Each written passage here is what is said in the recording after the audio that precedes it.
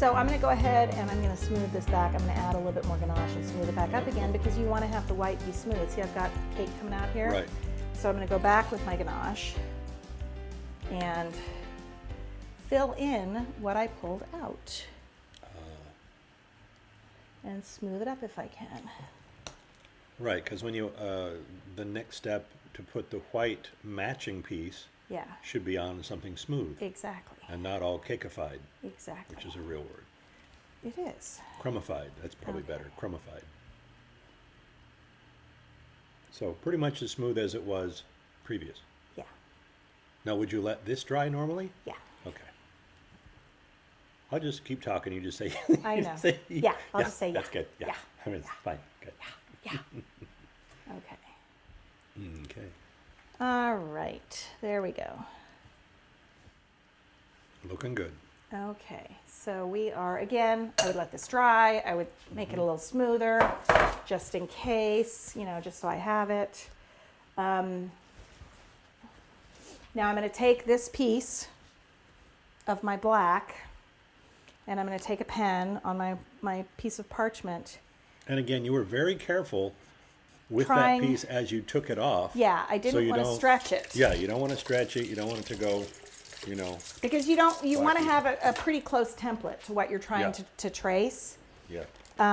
Otherwise, it's not going to, I have to find my pencil. It's not going to fit as well Yeah, it won't if it's fit. stretched out or whacked out or whatever. Okay. But you could, I mean, if you happen to tear it, you can always put it back together again. Yeah, Just you use can- that Yeah. as closely as possible. So I'm making a template here, kind of roughing out. I can see a little bit where it's stretched or pulled.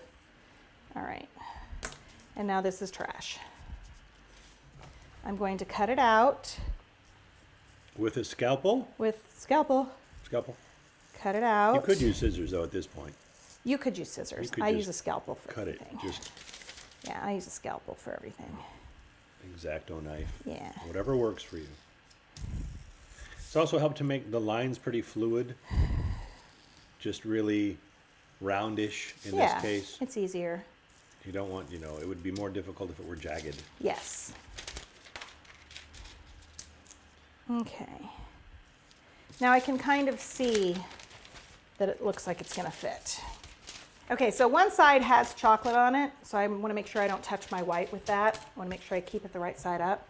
Now I'm going to do this on a transportable board, something that I'm not going to do it directly on my counter because I'm going to want to freeze this. I'm going to want to put it in the freezer and get it to set so that when I lift it, it doesn't stretch. So I'm going to roll my white out, slide a little bit. And I can have this, you definitely want this thinner than your black because you want it to inset, you don't want it to be sticking out. Oh yeah. And I actually don't mind if it's considerably thinner because then I can kind of push the black, or Yeah. like push it, meld it together a little bit. All right, so we're following our template with our little mini pizza cutter.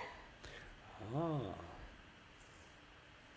Although you wouldn't, it's actually not a pizza cutter because you wouldn't use this to cut pizza because Yeah. it's too tiny. That would be an embroidery wheel. Is that what it is? I think the embroidery wheel is the one that's pointy. That's got pointies on it. This one is an Yeah. actual round cutter, so. Yep. But in effect, the same idea as a pizza Exactly. cutter. And very, very small pizzas. All right. There So it there's is. our piece of white. There it is. Now we are going to put this in the freezer because if I freeze it for a few minutes, when I lift it, it won't spread, Yeah. stretch.